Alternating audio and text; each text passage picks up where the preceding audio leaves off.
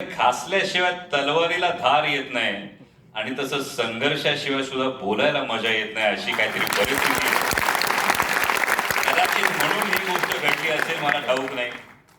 पण मला अनेकांनी विचारलं नक्की भूमिका काय, नक्की तुम्हाला वाटतंय काय. तर मी शांतपणे एवढंच सांगितलं कसं इतिहास आहे. ज्या छत्रपती शिवाजी महाराजांवर बोलायला चाललोय त्या छत्रपती शिवाजी महाराजांच्या राज्याभिषेकाला सुद्धा विरोध करण्याची प्रवृत्ती याच मातीत होती तेव्हा ही गोष्ट महाराजांनी मोडीत काढली. या छत्रपती शिवाजी महाराजांचा पहिला अश्वारूढ पुतळा जेव्हा पुण्यात उभा राहायचा होता तेव्हा त्याला विरोध करण्याची प्रवृत्ती सुद्धा याच मातीत होती. आणि 1689 मध्ये छत्रपती संभाजी महाराजांच्या असीम बलिदानानंतर जेव्हा रायगड हा मुघलांच्या ताब्यात गेला, तो मुघलांनंतर सिद्धीकडे गेला, सिद्धीनंतर पेशव्यांकडे गेला, पेशव्यांनंतर इंग्रजांकडे गेला आणि 1689 पासून ते 1869 पर्यंत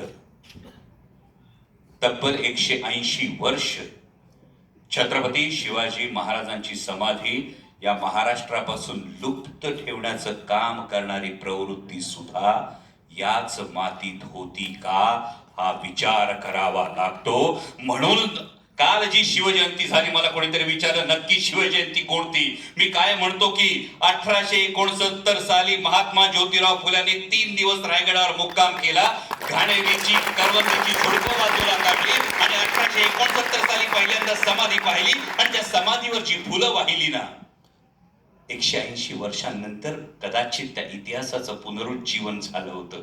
आणि जर हा संघर्षाचा वारसा असेल तर कोणीतरी चिठोऱ्यावर लिहून दिलं कार्यक्रम आयोजित करू नका. अरे 50-50 हजार प्रेक्षकांमधून घोडा फेकण्याची छाती छत्रपती शिवाजी महाराजांचा विचार देतो.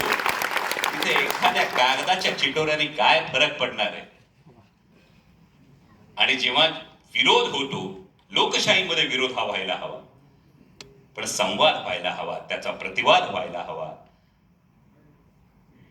जर भ्याड बुरख्या आडून फक्त कागदाचे चिठोरे सरकवायचे असतील तर त्या कागदाच्या चिठोऱ्यांची कसफुटक करून कचरापेटीत फेकून द्यायची ताकद सुद्धा आपल्या वैचारिक भूमिकेत असली पाहिजे या मताचा मी आहे. एवढंच फक्त सुरुवातीला सांगायचं होतं. परंतु मी मनापासून आभार मानतो विद्यापीठाचे, कारण एक वैचारिक भूमिका मांडत असताना छत्रपती शिवाजी महाराज छत्रपती संभाजी महाराजांची भूमिका मांडत असताना म्हणजे मगाशी पराग सरांनी 3 वेळा छत्रपती संभाजी महाराजांचा धर्मवीर असा उल्लेख केला. माझा याला आक्षेप नाही, ती त्यांच्यासाठी ओळख आहे, त्याचा मी सन्मान केला पाहिजे. मालिका करत असताना मला असं वाटलं, जो काही थोडाफार अभ्यास होता त्यावेळी मला असं वाटलं याचा अनेकांना याच्याशी सहमत असतात, अनेक जण त्याच्याशी असहमत असतात. मला असं वाटलं की स्वराज्य रक्षक ही बिरुदावली छत्रपती संभाजी महाराजांसाठी जास्त व्यापक ठरते. कारण काबूल ते बंगाल सल्तनत असलेला औरंग्या त्याच्या लाखांच्या फौजेनिशी स्वराज्यावर चालून येतो. एका वेळी 5 आघाड्यांवर पंजेफाड करत असताना स्वराज्याचा एकही किल्ला 8 वर्षात छत्रपती संभाजी महाराज त्याच्या हाती लागू देत नाही. तर केवळ बलिदानाच्या प्रसंगापेक्षा हा 8 वर्षांचा संघर्ष सुद्धा जो आहे ती त्यांची ओळख आणखी व्यापक ठरते, ही माझी भावना आहे. शिवचरित्राकडे शंभू चरित्राकडे बघताना माझी स्वच्छ भूमिका हीच आहे. तुम्ही कोणत्या पैलूतून त्या चरित्राकडे बघता, तुम्ही कोणत्या पैलीतून त्या अष्टपैलू व्यक्तिमत्वाकडे बघता ते तुमचं आहे. तुम्हाला फक्त ते स्वीकारता आलं पाहिजे, तुम्हाला फक्त ते अंगीकारता आलं पाहिजे. आणि छत्रपती शिवाजी महाराज ही फक्त डोक्यावर घेऊन नाचायची नाही, ती डोक्यात भिनवून घेण्याची गोष्ट आहे. ती फक्त मिरवायची नाही, ती आयुष्यभर रोज गिरवायची गोष्ट आहे. एवढं जर समजलं तर तुम्ही कोणताही पैलू उचला, तुम्ही कोणत्याही अंगाने बघा, तुम्ही कोणतंही विशेषण द्या. परवा एका न्यूज चॅनलवर बोलताना मला विचारलं तुमची भूमिका काय. मी काही ठिकाणी सांगितलं, काही ठिकाणी आरती होते, मला पटत नाही. वैयक्तिक भूमिका म्हणून तुम्ही करू नका असा माझा हट्ट आहे का? माझा तो हट्ट नाही. एखाद्या ठिकाणी मंदिर बांधलं जात, मला पटतं किंवा मला पटत नाही हा माझा वैयक्तिक गाभा आहे, पण त्याचं कारण मला ठाऊक असलं पाहिजे.